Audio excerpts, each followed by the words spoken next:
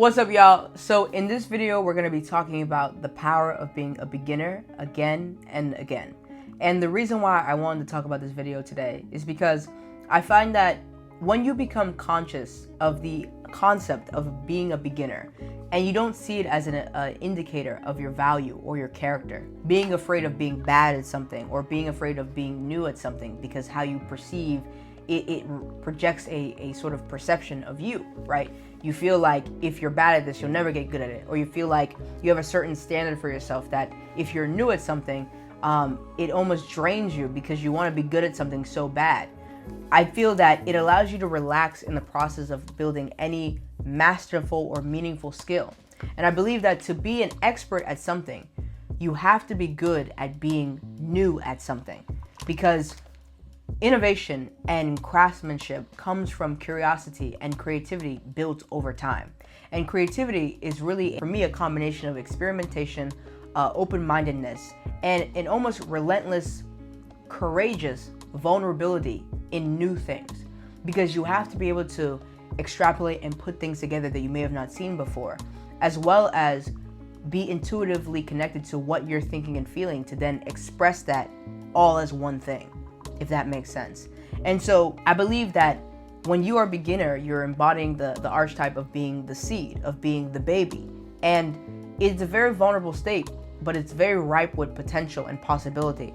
And there's so much strength and importance in being present in that state and appreciating for what it is. I'm still mastering it myself. I'm not gonna purport and act like as if I have it all done in Zen. But I find that for me, it just makes building a skill feel a lot less draining when you can enjoy all the parts of it.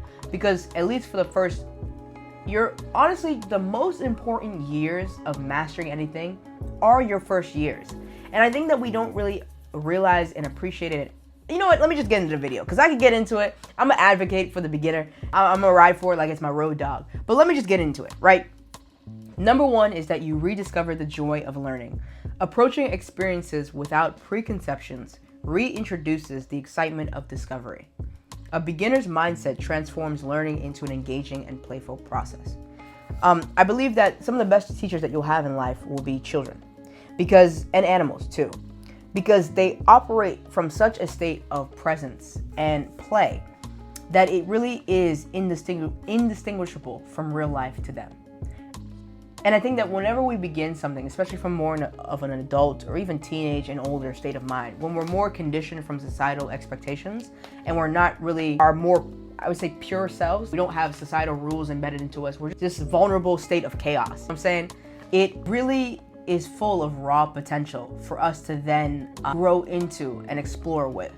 And I find that it makes building hard things feel a lot more manageable and easy to withstand, because you infuse life and air and energy into it that revitalizes your spirit. A lot of the people say that, all work and no play makes Johnny a dull boy. And I feel that in the beginning state of mind, it's the least expectation on you to be an expert. You don't have the responsibility of upholding a certain standard. You have the least amount of just time in the game to say that, oh, you should have handled this concept by now, you should understand it. But it's also, paradoxically, the most important time in your journey of mastering anything, because your foundations are built here. And I find that when you infuse a sense of play with diligence and consistency, really, it's almost a mother-child relationship. You have the mature part of you that needs to be disciplined, on time, patient, consistent, beware of instant gratification, being able to do things when you say you're gonna do. But you have this baby that's just babbling about, talking when it wants, falling down, looking at its toes and giggling, right? You have that inner child part of you that is important to revitalize the spirit of you as you do this work. That's why you see, one of my favorite things to see is when a mother is conversating with their infant or their toddler, and the toddler's just babbling. And the mother's like, do you want the carrots? You don't want the pea? And it's a real conversation. The mother is just, I don't know why. It makes me smile every time, because there's a certain language that I think mimics itself whenever you're creating a craft as well, especially if other people can't understand that craft as well. If you're building something that's meaningful to you but isn't common, or it's so new that people can't see the potential that you have already built out in your head, just kind of understanding and appreciating that idea that, oh, this is my baby and I'm the mother and I'm translating to others. But when they're looking at this raw potential of an infant, they don't see what I'm seeing. They don't understand what I'm hearing from it and what I'm building for it in this world. And I think that when you appreciate the power of being a beginner, I think it also helps you appreciate the power of your inner child as well. Whatever you're building, whether it be a skill, a dream, a purpose, it really allows you to just be more balanced in your perception of work and play, and make the hard work feel a lot easier and make your play more grounded with purpose. Number 2, it detaches you from ego and expertise. You let go of the pressure to be perfect or all-knowing. This humility allows you to ask questions, make mistakes, and learn more authentically.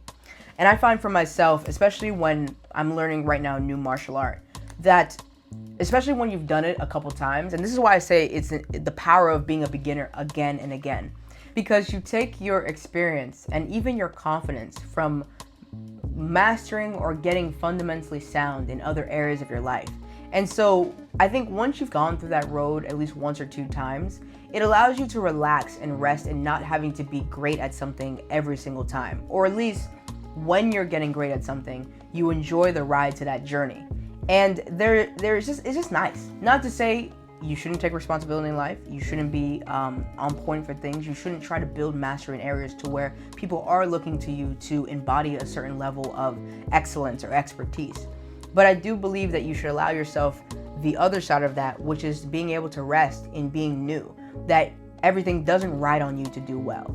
I think it allows your brain to relax a little bit and let somebody else guide the ship for a moment, and you just need to absorb the knowledge from them and being a good student, or a good, I was gonna say uke, which is a martial art term, which is the one who is thrown, right? Being the one who is then a pawn and having to act yourself. So I believe that it just allows you to just relax and play more. And so you can let your kind of mind be still as well. And almost it's a kind of a form of long-term meditation, where it's more about the importance of you just showing up and being present than executing a certain level of thing at all. And then finally, number 3, it allows you to iterate with fresh perspectives. Embracing being a beginner repeatedly ensures that your ideas stay fluid and dynamic. Each new start invites innovative approaches that can lead to breakthrough insights. One of the things that I think is an indicator of a very dope company to me is when they ask people who are onboarding or new employees to point anything out to them that they've noticed that they may have missed because they're so used to what's going on around them. When you breathe in fresh life into a new skill or a concept, or you come in with fresh eyes, there's so many areas of innovation that you can spot a lot more easier than someone who is an expert or master in their game, because you've had to keep the status quo of repetition and consistency to become a master at that thing. And with mastery can come a sense of focus or tunnel vision, because you just need to focus on your areas and you keep spiraling up, right? But what a beginner comes in, or what a beginner brings when they come in, is that air blowing through the house saying, I've come from a different place. I may be a beginner here, but I've probably lived a life in somewhere else. Whether I'm coming in, say for instance, into dancing, but my expertise may be in martial arts or something less connected, maybe finance, maybe something else that's different. The mindset that was honed for me back here can add in new perspectives and new knowledge into this area that we may have not been able to perceive before because we never had this perspective show up before. And I think that when communities and people who are more seasoned in the game almost have the humility themselves to be able to learn from a variety of teachers and perspectives, whether they be people from different cultural backgrounds, different ages, different skill backgrounds, it really allows you to multiply and exponentiate your ability to learn new things and learn new concepts that can then add into the skill that you're currently building. Because in my opinion, if you look at the Kabbalion, the first principle is that the all is mind, the universe is mental. But connected to that for me is that everything is interconnected. And I find that why that has revolutionized my way of thinking and going about this world is that everything is a teacher to me, and that I'm never really alone, whether it be spiritually, mentally, emotionally. If the all is mind, the universe is mental. And if you look at Shakespeare's more poignant quote of that, which is all the world is a stage, right? It's all built of your imagination and a sort of cohabitation of playing into this idea of a role, playing into the idea that we're all just stories enacting on this world stage. You then really get to cultivate and craft your reality however you choose. And when you have so many forms of inspiration and teaching to craft it, it just gives you more opportunities and more leverage points to then create whatever world you want.